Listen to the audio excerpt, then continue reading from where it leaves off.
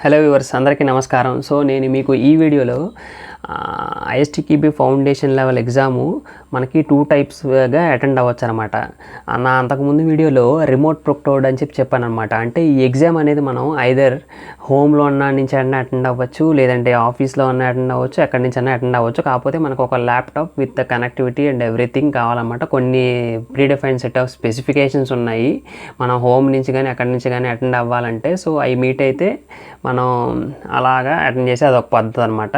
ఇంకొక next method వచ్చేసి సెంటర్కి వెళ్ళి రాయడం అనమాట. మనకి ఎగ్జామినేషన్ సెంటర్స్ కొన్ని ఉంటాయన్నమాట, లిస్ట్ ఆఫ్ సెంటర్స్. మనకి ఇండియన్ టెస్టింగ్ బోర్డ్ అనే వెబ్సైట్లోకి వెళ్తే మీకు అక్కడ లిస్ట్ ఆఫ్ సెంటర్స్ అనేవి ఉంటాయన్నమాట.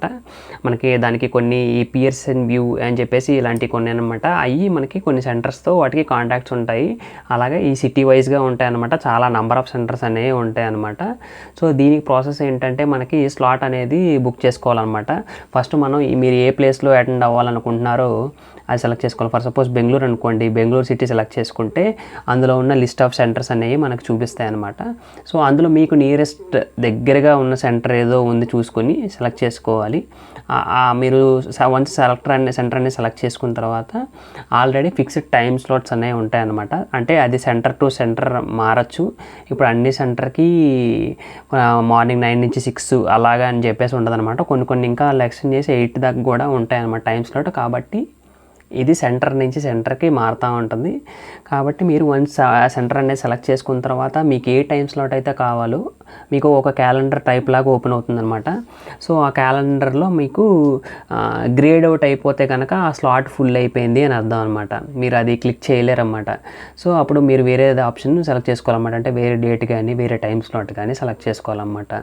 సో ఆ విధంగా మీరు స్లాట్ అనేది బుక్ చేసుకోవచ్చు అనమాట. అలాగే ఈ స్లాట్ అనేది మీరు ఎగ్జామ్ 1 డే ముందన్నా చేసుకోవచ్చు. కాకపోతే మీకు స్లాట్ అవైలబిలిటీ ఉంటే చేసుకోవచ్చు.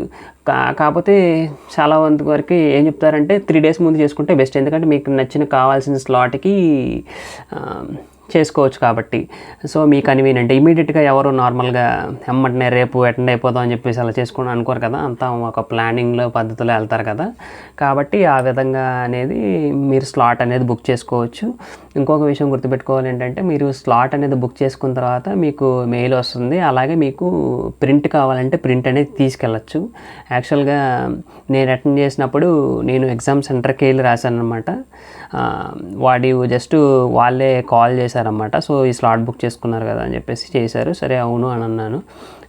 సో ఎగ్జామ్ సెంటర్కి వెళ్ళాను. కాకపోతే మీరు ఏంటంటే ఎగ్జామ్ సెంటర్కి వెళ్ళేటప్పుడు గవర్నమెంట్ ఐడెంటిటీ ప్రూఫ్ అనేది ఖచ్చితంగా కావాలన్నమాట. 2 టైప్స్ ఆఫ్ ప్రూఫ్ కావాలని చెప్పేసి మెన్షన్ చేస్తాడనమాట. మీరు ఆ స్లాట్ బుక్ చేసుకున్న తర్వాత మీకు అక్కడ ఏమేం కావాలి డాక్యుమెంట్స్ అనేది కూడా అందులో ఉంటుంది అనమాట. ఇన్ఫర్మేషన్ అంతా మీకు క్లియర్గా ఉంటుంది.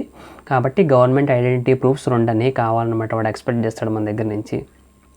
సో అది ఆధార్ అన్న కావచ్చు, ఓటర్ ఐడి కావచ్చు, డ్రైవింగ్ లైసెన్స్ కావచ్చు, పాన్ కార్డు కావచ్చు, ఏదన్నా కానీ మినిమం 2 ఐడెంటిటీ ప్రూఫ్స్ అనేవి కావాలన్నమాట. ఏదన్నా ఒక ఐడెంటిటీ ప్రూఫ్ విత్ ఫోటో ఉండేది కావాలి.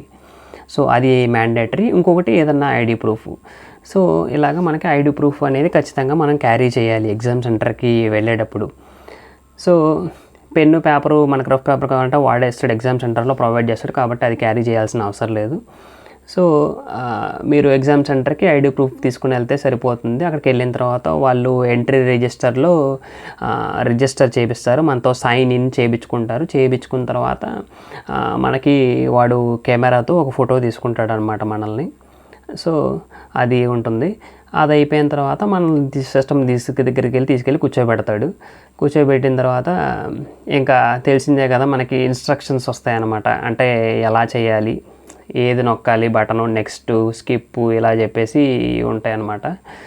సో ఆ ఇన్స్ట్రక్షన్స్ని ఫాలో అయిపోతే మనకి తర్వాత ఎగ్జామ్ పేజ్ ఓపెన్ అవుతుంది. ఆ తర్వాత ఎగ్జామ్ని మనం కంటిన్యూ చేయొచ్చు అనమాట. సో ఇది friends, exam centre ISTQB foundation exam అనేది మీరు సెంటర్ ద్వారా అటెండ్ చేయాలనుకుంటే ప్రాసెస్ ఇదనమాట. సో ఇది మీకు అర్థమైందని చెప్పేసి భావిస్తున్నాను. That's all. Thank you.